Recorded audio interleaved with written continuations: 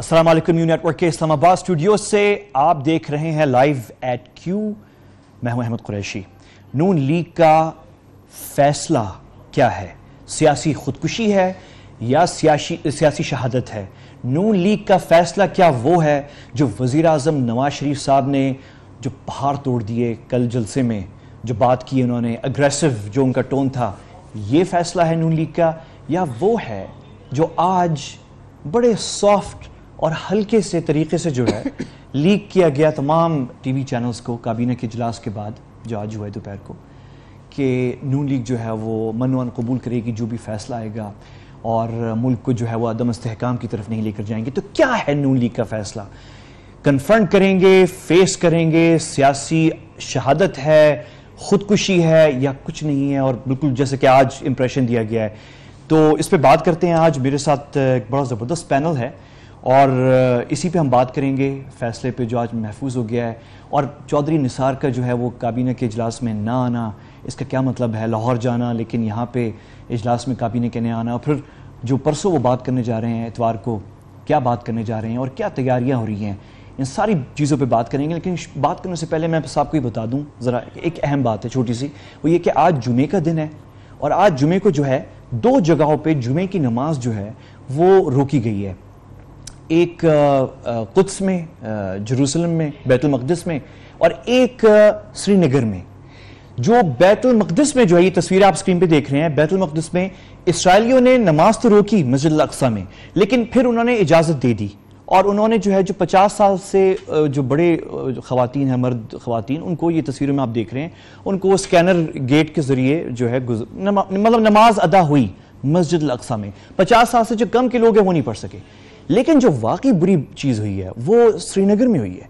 श्रीनगर में मुकम्मल तौर पे फिर एक और जुमा गुजर गया जिसमें जुमे की नमाज नहीं हो सकी, और इसराइलियों ने तो कम से कम जो है वो 50 साल से जो बुजुर्ग हैं उनको तो नमाज पढ़ने दी। यहाँ पे इंडिया ने बिल्कुल नमाज नहीं पढ़ने दी, और ये फिर से एक और जुमा गुजर रहा है और जामे मस्जिद जो है श्रीनगर की वो खाली है।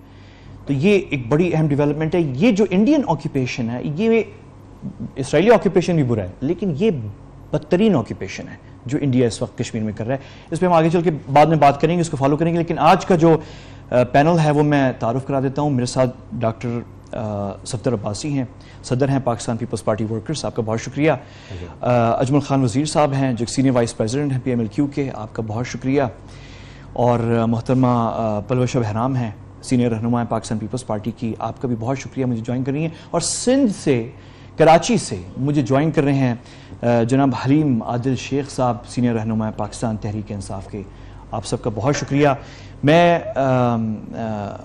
अजमल साहब आपसे शुरू करना चाह रहा हूँ, और उसकी वजह यह है कि आपकी पार्टी जो है बहुत मुतहर्रिक हुई हुई है। मैं एक नून लीग के ही एक सीनियर रहनुमा से मेरी आज मुलाकात हुई है, मैं उनका नाम ही लूँगा, हमारे दोस्त हैं, सीनियर रहनुमा हैं, बड़े सीनियर ओहदे पे फाइज रहे हैं नून लीग के अंदर, और वो बता रहे हैं कि काफ लीग जो है वो बहुत ज़्यादा एक्टिव हुई हुई है, बड़ी मुलाकातें हो रही हैं और बहुत कुछ हो रहा है। आप वाकई आपने कुछ कर लिया है, फॉरवर्ड ब्लॉक बना लिया है, या काफ लीग के कम से कम जो पुराने आपके दोस्त थे, साथी थे, वो निकाल लिए हैं आपने या नहीं निकाले?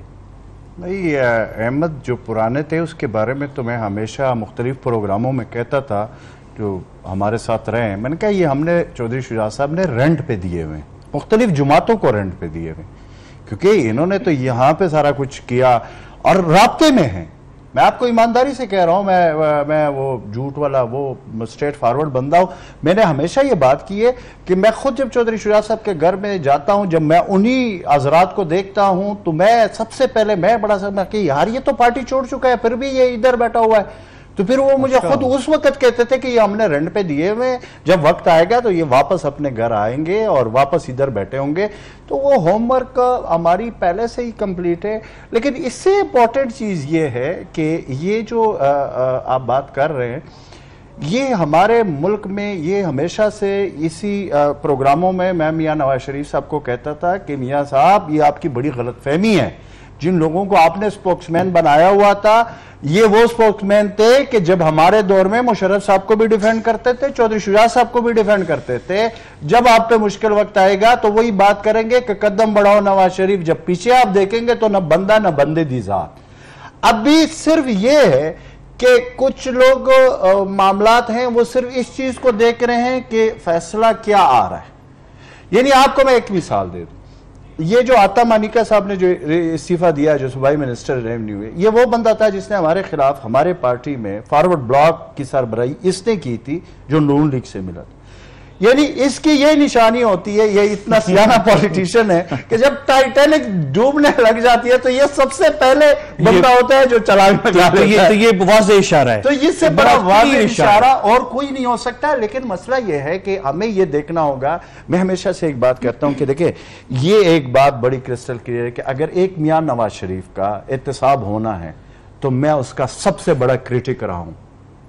ये नहीं, जिसने इस मुल्क को लूटा है सबका होना चाहिए, चाहे वो जिसने जो लबादा ओढ़ा हुआ है, जिस जुमात में, सबका एहतसाब होना चाहिए। ये सारी बातें भी करते हैं। मैं मोहतरमा पुलवशा बहराम साहब से एक सवाल पूछना चाह रहा हूँ, और वो ये है कि आज जब फैसला महफूज हो गया तो ये मुख्तलिफ चैनल पे क्लिप चला है जहाँ पे तहरीक इंसाफ के तर्जुमान जो हैं वो खड़े हुए हैं और साथ फैसल करीम कुंडी साहब खड़े हुए हैं। तो तहरीक इंसाफ के तर्जुमान फवाद चौधरी साहब ने कैमरों के सामने ये कहा, पीपल्स पार्टी की तरफ इशारा करते हुए, कि ये जो है मैच इन्होंने खेला नहीं है, ट्रॉफी ये लेने आ गए हैं। और जिन नून लीग के रहनुमा से मेरी आज मुलाकात हुई है वो भी ये कह रहे थे कि अहमद, मैं प्राइवेटली जो है मैं आपको बताऊं, पीपल्स पार्टी तो हमारे खिलाफ बोल रही है लेकिन बड़े साहब जो हैं वो चुप हैं। जरदारी साहब की तरफ इशारा। देखिए, सुप्रीम कोर्ट में जाके एक तारीख़ी केस है, उसका अगर कोई इसको जाके ऑब्ज़र्व करना चाह रहा है या उसके तारीख़ी लम्हात पे उसको विटनेस करना चाह रहे हैं तो ये तो मैं और आप भी जा सकते हैं। इसमें कोई कदगन नहीं है कि पीपल्स पार्टी या किसी के वहाँ जाने से वो ट्रॉफी कोई और ले लेगा। लेकिन जा रहे हैं, अभी वो ट्रॉफी कहाँ जाती है? साथ दिल से जा रहे हैं या सिर्फ जा रहे हैं? देखिए, जो एक पोजीशन पब्लिकली पीपल्स पार्टी ने बहुत स्ट्रॉन्ग है, जब ये इनिशियली ये केस शुरू हुआ था तब भी एक पोजीशन थी, उस पोजीशन से अभी तक जो है वो पीछे नहीं हटे हैं। लेकिन अभी भी जो एक उनका पब्लिक स्टैंस है वो वही है जो मेरे ख्याल में इस वक्त पाकिस्तान की तमाम पॉलिटिकल पार्टीज़ का है। और इससे कोई मैं समझती हूँ नादान ही होगा जो कोई इससे ऑपोजिट स्टैंस इस वक्त लेकर, जैसे इन्होंने कहा अजमल वज़ीर साहब ने, कि एक डूबती हुई कश्ती के साथ जो है वो खड़ा होगा, और वो भी किसी मतलब किसी कोई मजलूमियत में नहीं डूब रहे, वो अपने जो उन्होंने एक करतूत किए उनके नतीजे में फेस करें एक अमल जो है कुदरत का उसे। लेकिन अब मैं समझती हूँ कि कोई किसी के साथ दिल से खड़ा हो या दिल से ना खड़ा हो, अब वाक़यात जो और हालात जो हैं वो एक ऑटो पायलट पे हैं। और मैं समझती हूँ कि कोई पार्टी दिल से कहीं भी खड़ी हो, लेकिन अवाम से ऑपोजिट स्टैंस या अवाम की ख्वाहिशात और जो अवाम की इस वक्त फीलिंग्स हैं उनसे मुखालिफ जो है कोई नहीं जा सकता। तो सदर सरदारी की खामोशी को कोई ज्यादा अहमियत नहीं देनी चाहिए। देखिए, खामोशी मुझे नहीं समझ आ रही है, इस वक्त वो एक केस कोर्ट में चल रहा है, चल रहा है तो इसलिए, और उस पर वैसे भी मुनासिब नहीं है कि कोई पार्टी, और पार्टीज में ऐसे होता है कि सेकंड टियर लीडरशिप बोलती है और जो फर्स्ट ईयर होते हैं वो कभी खामोश रहते हैं, कभी बोल। डॉक्टर साहब, आप बड़े जाले रह चुके हैं पीपल्स पार्टी के, आप तो अभी भी कंसिडर करते हैं अपने आप को एक तरह से जो है, तो वाकई पीपल्स पार्टी जो है वो ऑन बोर्ड है इस चीज के? पहली बात तो ये पाकिस्तान पीपल्स पार्टी है ही नहीं। चलो, तो आपको पोजीशन जो है, जरदारी साहब जो सदर है पाकिस्तान पीपल्स पार्टी पार्लियामेंटेरियन के, सही। मैं समझता हूँ जी इसमें तो कोई दो राय नहीं है कि मियाँ साहब और जरदारी साहब बिल्कुल उनका आपस में बड़ा सीरियस किस्म की अंडरस्टैंडिंग और कोलैबोरेशन है, और जरदारी साहब की जो खामोशी है वो उसी तरफ इशारा करती है कि, और वजह उसकी ये है कि जो चार्जेस आज आप जो JIT ने लगाए हैं या जो भी केस चल रहा है, बेसिकली मियाँ साहब के ऊपर क्या अच्छे चार्जेस हैं? 3 चार्जेस हैं, offshore companies and offshore accounts, उसके अंदर जो ट्रांजेक्शन हुई, living beyond known sources of income, और assets beyond known sources of income. मुझे बताएं कि ये तीनों चीज़ें फिट नहीं आती जरदारी साहब के ऊपर? तो आज अगर मियाँ साहब जो है मुश्किल में जाते हैं या वो डिस्क्वालीफाई होते हैं 62-63 में, तो जरदारी साहब कहाँ खड़े होते हैं? और दूसरी बात है कि जरदारी साहब ने इलेक्शन क्यों नहीं लड़ा? वो तो अनाउंस करके आया था ना 23 दिसंबर को, बिलावल को पीछे करके बेचारे को 30 नवंबर को के बाद वो आए 23 दिसंबर को, फिर 27 दिसंबर को ना के अनाउंस किया कि मैं इलेक्शन लड़ने जा रहा हूँ, क्यों नहीं इलेक्शन लड़े? सीधी सारी बात है कि जी एक इतना बड़ा कॉलम है उसके अंदर जो कि एसेट्स एंड लायबिलिटीज की डिक्लेरेशन मांगता है, तो क्या देंगे वो? तो मेरी नजर में बेसिकली अगर आज मियां साहब इस सारे अमल में इस तरह निकलते हैं जिस तरह पीपल्स पार्टी की जो इल्जामात उनके ऊपर हैं वो इल्जामात तो पीपल्स पार्टी की मजबूरी है एज अ पार्टी कि देखिए वो तो देखिए पब्लिक जो प्रॉब्लम ये है कि इस वक्त जो है ना, और सदर जरदारी साहब की प्रॉब्लम ये है कि इस वक्त वो जो पार्टी है उसके अंदर बड़ा सीरियस मसला है कि एक है उनकी जो पॉपुलिस्ट पॉलिटिक्स जो पीपल्स पार्टी हमेशा करती रही, और एक है जरदारी साहब की पॉलिटिक्स जो कि मुफाहमत और गिव एंड टेक की पॉलिटिक्स है। उसके अंदर बड़ा एक सीरियस क्लैश हो चुका है अब। हाँ, ये वो क्लैश जो है ना बुनियादी तौर पे पीपल्स पार्टी को डुबो रहा है, उसकी नजरियात नहीं, लेकिन उसका सोच को। लेकिन पीपल्स पार्टी जो है उसका हल अब निकाल रही है क्योंकि अब वो मौजूद हैं सुप्रीम कोर्ट के अंदर। अच्छा, तफसील से बात करते हैं। लेकिन इसमें कौन फाएंगे ना फिर? आज फवाद चौधरी का जो बात है वजनदार है ना, कि भाई आप किस ट्रॉफी को लेने जा रहे हैं जहां पे आपने खेली नहीं है, और आप सडनली आप आके आपके निकल के आ गए हैं। तो वो एक्चुअली क्या है कि वो जो जब तक इस कॉन्ट्रडिक्शन से पार्टी नहीं निकलती, तो मैंने तो 10 साल पहले ये बात कही थी ना कि ये जो मामलात हैं हल नहीं होंगे जब तक पार्टी अपने पुराने नजरियात अपनी सोच उसमें नहीं आएगी। अच्छा, तो ये जो कॉन्ट्रडिक्शन है, कॉन्ट्रडिक्शन उनको हर्ट कर रही है। मैं ब्रेक लूंगा डॉक्टर साहब, और मैं ब्रेक से पहले जो है हलीम आदिल शेख साहब से सिर्फ ये आपकी जो बात है ये मैं उनसे एक दफा पूछ लूं। हलीम आदिल शेख साहब, तहरीक इंसाफ ने जो है बिलखुसूस इमरान खान ने जो है ये पैनामा केस को यहां तक पहुंचा दिया है फैसले के बाद। तो पहले तो मैं आपसे अभी सवाल बहुत सारे मेरे ज़हन में आ रहे हैं, लेकिन क्विकली बस मैं आपका आज जो है फैसला जो नून लीग का फैसला है कि वो कबूल करेंगे हम नवाज शरीफ साहब की बात जो उन्होंने कल जलसे में ली थी उसको समझें कि वो मौक़िफ़ है नून लीग का जीआईटी के हवाले से और फैसले के हवाले से सख्त एग्रेसिव जो टोन थी वज़ीर आज़म साहब की, या वो बात जो अभी 4-5 बजे लीक हुई है तमाम चैनलों को काबीने के इजलास के बाद कि नून लीग सब कुछ मान लेगी और मुल्क को गैर मुस्तहकम नहीं करेगी? कौन सी नून लीग, क्या फैसला होगा नून लीग का? देखिए जी, एक तो मैं लाजिम बात ब्रेक के बाद तफसील से बात करूंगा, लेकिन बात यह है कि फैसला जो है वो सुप्रीम कोर्ट ने करना है और ये नून लीग फ्रस्ट्रेशन का शिकार हैं, इन्हें कुछ समझ नहीं आ रहा, इनके अंदर जान ही नहीं है। जब मरियम साहिबा आई थी कोर्ट उसमें जीआईटी में, इनके पूरे पिंडी से पिंडों से कहां से लोग बुलाए थे कि 150 बंदा इकट्ठा नहीं हुआ था। बात यह है कि ये दोनों तरफ चलना चाह रहे हैं और बात यह है कि इतना इनका ट्रैक ठीक नहीं है। आज तक इन्होंने इदारों को हमारे हमला किया, कभी फौज पे करते हैं, कभी कोर्ट्स पे करते हैं। कल अगर प्राइम मिनिस्टर साहब ने, नवाज शरीफ ने कल जो जीआईटी के ऊपर बात, जो रिकॉर्ड जो बाद में वीडियो क्लिप कहीं और से आ गई, उसके अंदर स्टेट वो जीआईटी को हम धमकी दे रहे हैं, इमरान खान को धमकी दे रहे हैं, उसके बाद वो इनडायरेक्टली सुप्रीम कोर्ट को धमकी दे रहे हैं। तो बात यह है इनको तय हो चुका है, इन्होंने जाना है अल्हम्दुलिल्लाह। और दूसरी बात मैं समझता हूं क्रेडिट जो है इमरान खान साहब को जाता है कि आज एक सिटिंग प्राइम मिनिस्टर को कोर्ट में खड़ा किया जो मानता नहीं था, कुछ मानने को। आप देखिए हर धर्मी कल तक कहते हैं इल्जाम तो बताओ, ठीक है, लेकिन कहा चलो हम बताते हैं आपको। हलीम शेख साहब, आप मुझे बस एक चीज बता दें, मैं ब्रेक लेने जा रहा हूं, कि आपको क्या लगता है कि नून लीग का जो रिएक्शन होगा वो होगा जो नवाज शरीफ साहब का जलसे में था कल, या वो जो काबीना के इजलास में आज इत्तेफाक जिस चीज पे हुआ है? क्या फैसला होगा? नून लीग का रिएक्शन क्या होगा? इनका देखें, कल जो उन्होंने जलसे में बात की इतना इनमें दम नहीं है, और जो आज बात इन्होंने लीग की इतने शरीफ नहीं है। बात है इनको समझ नहीं आएगा, ये आपस में टूट जाएगी नून लीग, कोई कहीं जाएगा, कोई वजीर साहब से राब्ते में है, कोई हमसे राब्ते में है। ये इनका तो ये देखिए, अगर नवाज शरीफ साहब को पता होता ना कि मैंने निकलना है और किसी को बना दूंगा तो कभी का इनको पता है ये तस्बीर टूटी। शेख साहब, मैं ब्रेक ले रहा हूं, लेकिन मुझे एक चीज कंफर्म करके, मैंने बात आपके साथ नून लीग में से लोग राब्ते में हैं इस वक्त? छोटे मोटे लंबी तादाद है।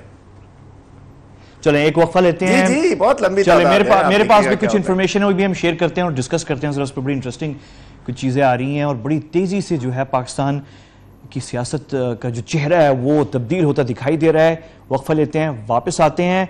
नून लीग का फैसला क्या होगा, सियासी खुदकुशी या सियासी शहादत? वक्फे के बाद मिलते हैं।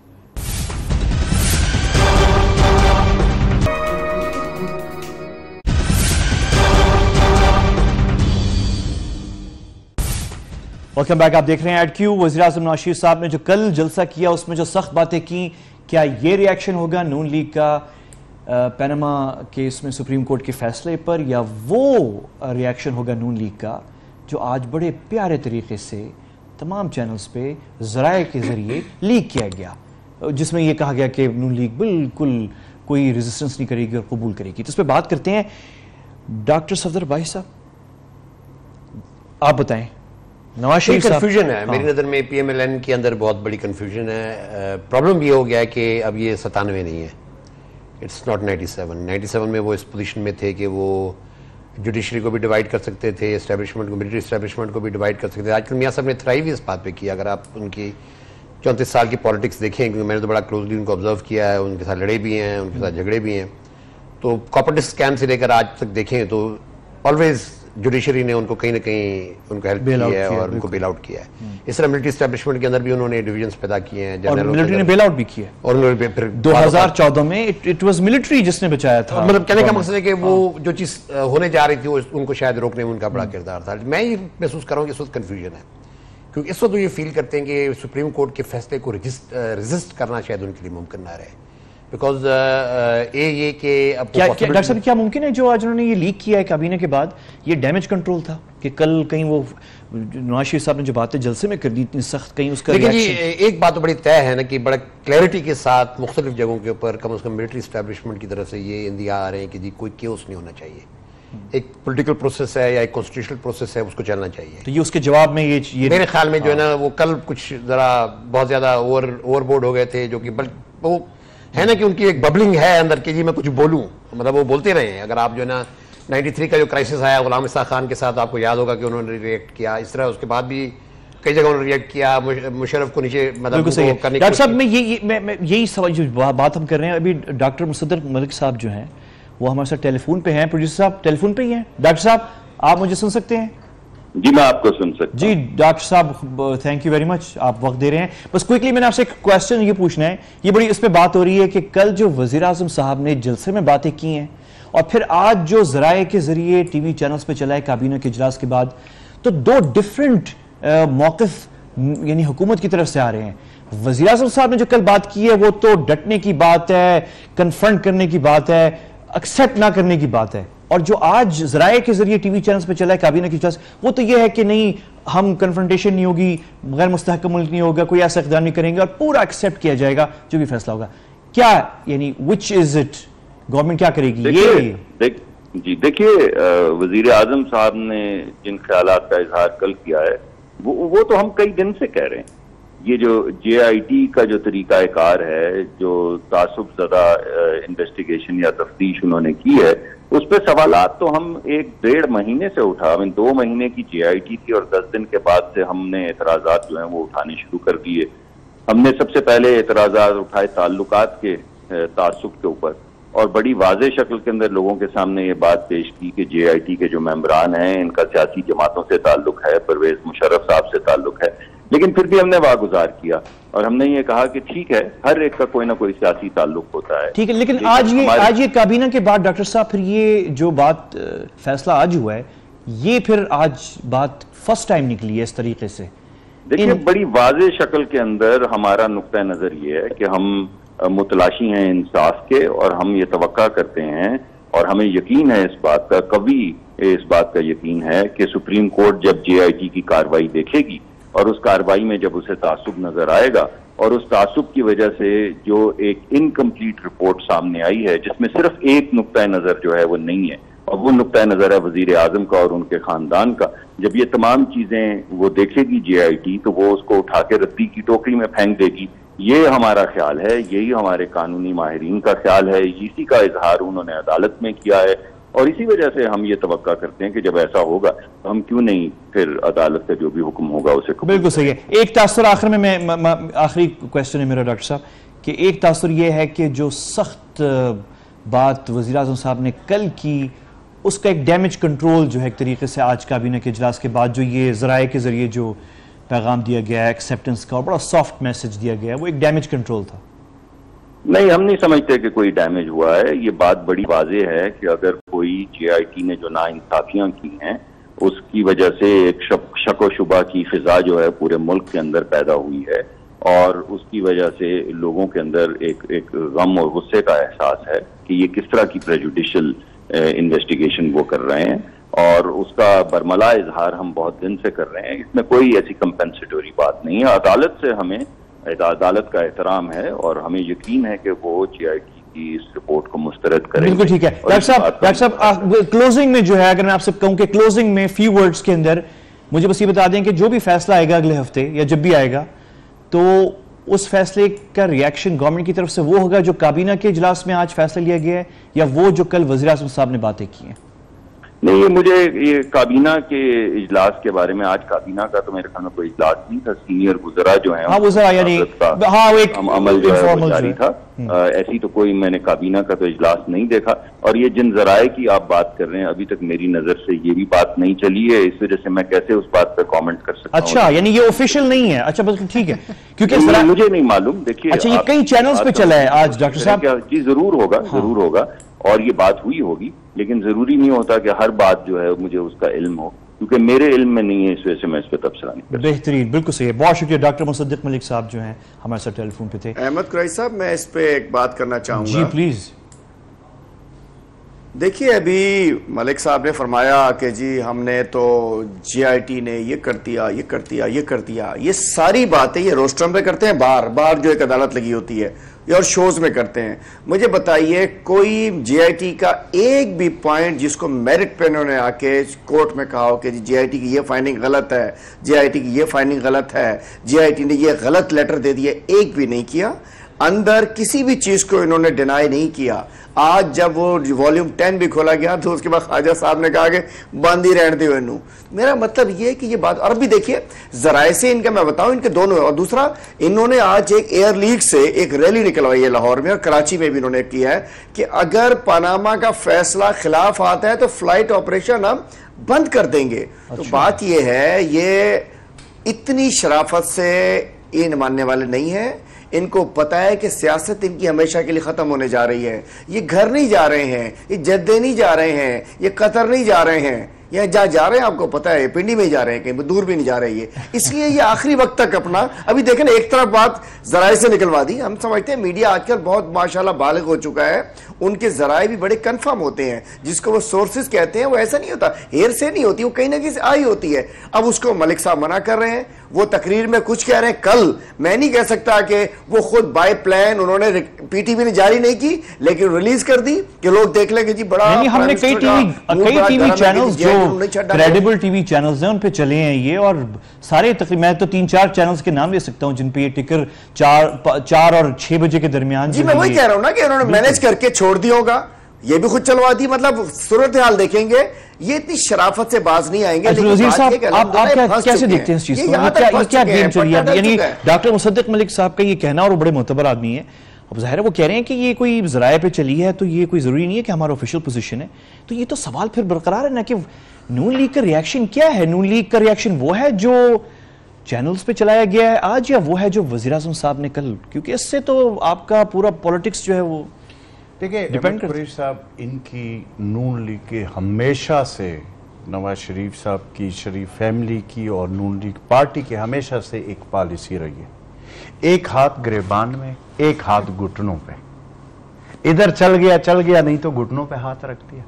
तो ये वो पॉलिसी है जिसको आप बार बार रिपीट कर रही है कि इधर से चला है, उधर से चला है। भाई साहब, मुसद्दिक मलिक को नहीं पता ना, मैं आपको बता रहा हूँ। मुसद्दिक मलिक को शायद बहुत सारी चीजों का पता ना हो, मैं जानता हूं शरीफ आदमी है, इसके लिए अलग लोग बैठे हुए हैं। और जिन चैनल्स की आप बात कर रहे हैं वो भी एक अलग, हमें सारा पता है ना जी। अगर हम चलो टीवी एंकर नहीं है, लेकिन आप लोगों के साथ इतना वास्ता है कि हमें ये अब पता चल गया कि कौन किसके तरफ उसका टिल है। तो वो खबरें, वो जो डॉक्यूमेंट्स थे जो कल पेश किए गए, उससे पहले रात को पूरी एक चैनल ने उसको हाय बादशाह, और हम जैसे लोग भी डबल माइंडेड हो गए, पता नहीं क्या लेकर आ गए। और जब सुबह वो पेश किए गए, वो कहते हैं जी ये तो पहले से लगे हुए, ये डॉक्यूमेंट सिर्फ आप लोगों ने वो 2 नंबर स्टैंप लगा दिए। तो आप एक बात याद रखें कि ये GIT के हवाले से एक बात तो ये क्लियर है कि वो सुप्रीम कोर्ट का सब कुछ को पता है। वो मुसद्दिक मलिक की मैं बात को जवाब देना चाहता हूं कि उन्होंने कहा कि वो जो पढ़ेंगे GIT को, तो वो तब जाकर उसको रद्दी के ठोकरी में सुप्रीम कोर्ट से ये उम्मीद लगाए बैठे कि वो रद्दी के टोकरी में डालेंगे। पहली बात यह है कि सुप्रीम कोर्ट ने ये GIT बनाई। अच्छा एक मिनट, फिर हर 15 दिन के बाद वो रिपोर्ट जाते रहे हैं। अच्छा, उन्होंने एक लफ्ज पढ़ा है। ये चले बातें हो गई, सारी चीजों इंफॉर्मेशन जो आपके पास भी है और सबके सुनने में आ रही है जो कि गवर्नमेंट जो है वो फैसला आने से पहले जो है वजीर आजम रिप्लेसमेंट ऑप्शंस ये सब तय हो चुके हैं, तैयारी हो चुकी है, नाम भी जो है वो ज़ेर गौर हैं और सब कुछ है, और एक दो नाम भी आ रहे हैं। अहमद कुरैशी साहब वो अपनी तरफ से मुकम्मल कोशिश कर रहे हैं अपने बाहर के दोस्तों के जरिए जो उनके वेल विशर्स हैं। आपने देखा है ये वो जो उसमें आया था इंडियन अखबार में जो आया था, उन्होंने जो लिखा था आपने पढ़ा होगा, आप तो बड़े अवेयर है। तो वो सारे जितने भी इनके दोस्त थे इस वक्त तो वो उनकी इमदाद दे रहे हैं। लेकिन एक बात मेरी याद रखे, हिंदुस्तान हमारा दुश्मन है नहीं, वो चले वो मेरी बात सुने, उसका एक अपना अलग स्टांस है, उनका स्टांस ठीक है। लेकिन बकाया आपकी पूरी दुनिया नवाज शरीफ को करप्शन के बुनियाद पे साथ नहीं देगी, क्योंकि हमारा सबसे अच्छा अभी तक कोई दे भी नहीं है, अभी तक कोई सामने आया नहीं दे। और आप एक बात और याद रखें, हमारा सबसे अच्छा दोस्त जो इस वक्त है वो चाइना है, CPEC है ना जो हमें वो कर रहे, वहां पे चाइना में करप्शन के खिलाफ मौत की सजा है। बिल्कुल सही है। और आप फिर दुनिया के जो और महज़ब ममालिक है, इवन आप अमेरिका को देखे, आप यूरोपीय यूनियन को देखे, आप सब में सजाएं हैं, करप्शन के हवाले से कोई आपके साथ नहीं करा होता। और यहाँ पे करप्शन का मसला है भाई साहब, कोई ये सियासी शहादत भी नहीं है, ये भूल जाओ सियासी शहादत। ठीक है मोहतरम पलवश बहराम, खुदकुशी हो सकती है सियासी। आप मुझे बताएं कि वजीर आजम नवाज शरीफ साहब जो हैं वो इस्तीफे के ऑप्शन देख रहे हैं इस वक्त, रिप्लेसमेंट के ऑप्शन देख रहे हैं, नाम जो आ रहे हैं कौन सी ऑप्शन देख रहे हैं? देखिए मैं तो इनकी इंसाइडर नहीं हूँ कि मैं आपको एग्जैक्ट बात बता सकूं। बहुत सारी बात इस्लामाबाद में घूम रही है। नहीं वो तो ठीक है घूमती हैं, लेकिन जो एक कॉन्डक्ट है एक और एक हिस्ट्री बताती है, पास्ट बताता है, उसको अगर हम मद्देनज़र रखें and if you read it with जो उन्होंने तकरीर की अभी कल शायद किसी इफ्तिताह पर, और उससे पहले मरियम नवाज साहिबा ने कहा कि रोक सको तो रोक लो। मुझे अभी समझ नहीं आ रही कि आप इसमें से तमाम उसमें से आप बार बार पूछ रहे हैं कि वो जो उसको सही माना जाए जो इन्होंने अपनी काबीना के मशावरती इजलास के बाद कहा या जो वज़ीर आज़म ने कहा, इस सिचुएशन में से आप नरमी तलाश करें, आपकी खुशफहमी है। बात वही है जो वज़ीर आज़म ने उस इफ्तिताह पे की है, यानी कि एक इलेक्टेड वज़ीर आज़म, वो भी पहली दफ़ा नहीं तीसरी दफ़ा इस मुल्क के वो वज़ीर आज़म है, और ये किसी किसी को मौका मिलता है दुनिया में इस किस्म की लीडरशिप का। वो एक ऐलान कर चुके हैं कल कि वो इस मुल्क की सबसे बड़ी अदालत के सामने खड़े होने जा रहे हैं। उन्होंने न सिर्फ ये कहा कि इस फैसले को वो नहीं मानेंगे, बल्कि उन्होंने कहा कि कोई नहीं मानेगा। यानी जो उनका अपना एक इलेक्ट्रेट है या उनके लिए कहा, या मुझे नहीं पता किस खुशफहमी पे कहा, लेकिन ये बात आया है कि वो इस कॉन्फ्रेंट्रेशन में बिल्कुल पूरी तरीके से वो तैयार हैं। और नाम मुझे नहीं पता वो क्या गौर करें या नहीं करें, इस बात पर वो ज़रूर गौर कर रहे होंगे कि इसके बाद उनका रिएक्शन क्या है। दूसरी बात है, आपने देखा होगा कि जब JIT में पेशी के बाद मरियम नवाज साहिबा निकली तो वो भी तमाम चीज़ें स्क्रिप्टेड होती थी जब वो आकर बात करते थे। उन्होंने बिल्कुल एक ऐलान किया कि हमें रोक सको तो रोक लो। ये तमाम चीज़ें जो हैं, और अगर आप इनका पहले दिन से कॉन्डक्ट देखिए आते के साथ ही इन्होंने पहले ISI और अफवाज के साथ एक कॉन्फ्रंट्रेशन शुरू की। ये भी उनके पास्ट का ही एक जो ट्रेट है वो सामने आई। वहाँ से वो अल्लाह अल्लाह करके निकले तो वो 2014 का जो धरना हुआ उसमें इन्होंने ठीक ठाक एक कॉन्फ्रंट्रेशन ली। फिर इनके चंद ऐसे वुज़रा हैं जो शायद इसी काम पे मामूर हैं कि वक्तन फ़वक्तन फिर ये उन्हें साइड पे कर देते हैं, फिर उन्हें निकाल लेते हैं। वो PID में आके आपके मुल्क के इदारों के ख़िलाफ़, आपके मुल्क की एजेंसीज़ के ख़िलाफ़, आपके मुल्क के अफवाज के ख़िलाफ़ वो कभी मुशाहिदुल्लाह साहब आ जाएंगे, कभी ख्वाजा आसिफ साहब जो खुद डिफेंस के वजीर हैं वो आ जाएंगे, वो बात करेंगे। ये एक वतीरा है, you have to see it in that context कि एक वतीरा है, जो वतीरा बार बार ये है और अभी भी ये वही है। क्योंकि देखिए एक शख्स के जहन के पीछे या एक जमात के जहन के पीछे जो एक सोच है वो अपनी जगह कायम है, उसको वो चंद दिन दबा ज़रूर लेते हैं जब वो समझते हैं कि अभी ज़रा मामलात उनके कंट्रोल में हैं, मगर उनका टारगेट वही है। Nature cannot change. टारगेट वही है और वो बार बार वहीं जाएंगे और ये डिफाई करेंगे और आप आइंदा देखेंगे कि ये मामला कॉन्सेंट्रेशन की तरफ जाएगा। और डॉक्टर सफदर कुछ कह रहे थे ब्रेक में, अगर वो बताते कि उनका क्या ख्याल है इस मामले में कि क्या होगा। बच जाएंगे वज़ीर-ए-आज़म नवाज शरीफ? देखिए सबसे पहले अगर टाइम है तो मैं बोल लूँ, अब बिल्कुल ट्रायल जाएगी या ना है। सबसे पहली बात तो ये देखें ना कि पॉसिबिलिटीज क्या है इस वक्त। पॉसिबिलिटीज ये हैं कि जी और प्राइम मिनिस्टर की ख्वाहिश क्या है। मेरी नज़र में बुनियादी तौर पर उनकी ख्वाहिश है कि उनके सारे बल्कि कि जी हम डिस्क्वालिफिकेशन से बचें। वो इससे इस बात से भी नहीं गालिबन जो है ना वो इस वक्त खौफ खा रहे कि जी हमारा केस चला जाए ट्रायल के लिए। वो सिर्फ डिस्क्वालिफिकेशन, आउटराइट डिस्क्वालिफिकेशन जो कोर्ट की तरफ से आनी है 62, 63 से, इस वक्त वो उसको रोकना चाहते हैं। अगर आप देखेंगे उनका मुसलसल जो ये अमल है चीजों को डिले करके और वहां तक अगर ट्रायल जाती है तो बच जाएंगे। अगर ट्रायल होती है, अगर ट्रायल देखिए ट्रायल अगर हो रही है ना जी मेरी नजर में, फिर अगर एक दफा ट्रायल हो रही है तो मुझे ऐसा महसूस हो रहा है फिर शायद वजीर आजम साहब इस मुल्क के पहले वजीर आजम होंगे जो करप्शन चार्जेस पे वजीर आजम हाउस से जाके गिरफ्तार होंगे। अगर वो ये इन ट्रांजेक्शन जो कर रहे हैं क्योंकि हालात को नहीं समझ रहे। मैं ठीक है, हो सकता है उनकी जहन में अभी भी हो कि हम कन्फ्रंट करके कुछ कर लेंगे, लेकिन मेरे नज़र में अगर वो ट्रायल पे जाते हैं और वो सबवर्ट करने की कोशिश करते हैं चीज़ों को तो शायद वो वज़ीर आज़म पहले वज़ीर आज़म होंगे जो गिरफ्तार होंगे। कौन गिरफ्तार करेगा? JIT क्या थी? 190। एक मिनट JIT क्या थी? FIA, state bank, SCCP, ISI, MI को तो चलो थोड़ी देर के लिए छोड़ दें। ISI इनके अंडर, FIA इनके अंडर, SCCP इनके अंदर, NAB इनके अंडर, FBR इनके अंडर। उसके बावजूद भी इतनी बड़ी इनके खिलाफ चार्जशीट आ गई है ना। और साजिश जिसे कहते हैं। ठीक है जी, साजिश कुछ भी कहते रहे भाई, चार्जशीट इतनी बड़ी आई है ना, साजिश तो फिर कौन कर रहा है भाई? ये सारे इदारे आपके नीचे हैं तो फिर कौन सी चीज जो आपको साजिश करी? मैं समझता हूं कि मैं अब भी ये महसूस करता हूं कि मियां साहब जो है थोड़ा सा जो है इस चीज को देखें। अगर वो इस्तीफा देते हैं तो शायद उनकी मेंबरशिप बचती है असेंबली की और पार्टी लीडर भी रहते हैं।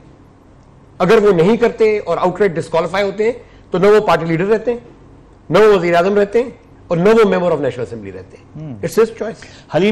हलीम शेख साहब, तहरीक इंसाफ की क्या रिएक्शन होगी? अगर हम तो पॉसिबिलिटीज सिर्फ गौर कर रहे हैं, जाहिर है फैसला तो सुप्रीम कोर्ट से भी आना है, लेकिन अगर बिलफर्ज जो है बहुत से लोग कह रहे हैं अगर आउटराइट डिस्क्वालिफिकेशन नहीं होती और ट्रायल पे जाती है, और इसमें फिर मैं आपकी भी सुनना चाह रहा हूं वजीर साहब बाद में, लेकिन हलीम शेख साहब अगर ट्रायल जाती है और मामला थोड़ा सा जाहिर है फिर वो ट्रायल जो है वक्त मांगती है तो वक्त आगे खिंच जाएगा, तो इसमें क्या मुमकिन है कि नवाज शरीफ साहब बच जाएं? हमारी जो पिटीशन है, देखिए हमारी जो पिटीशन है वो आइन के आर्टिकल 184 सब सेक्शन 3 के तहत हम उनसे डिमांड कर रहे हैं और उसके अंदर सबसे पहले देखिए 11 पॉइंट्स ऐसे हैं जिसके ऊपर इन्होंने पहले तो अल्टीमेटली डिस्क्वालीफाई होना है और उसके बाद इन्होंने जेल भी जाना है और जो ट्रायल होना है ना, आप देखिए ये किसके पास कैसे भेज देंगे? ये इस नैब के पास भेजेंगे जिसको वो खुद सुप्रीम कोर्ट यही बेंच कह चुकी है कि जिसका जनाजा निकल चुका है, नैब खत्म हो चुका है, तो भी पेपर मिल में उसने काम नहीं किया।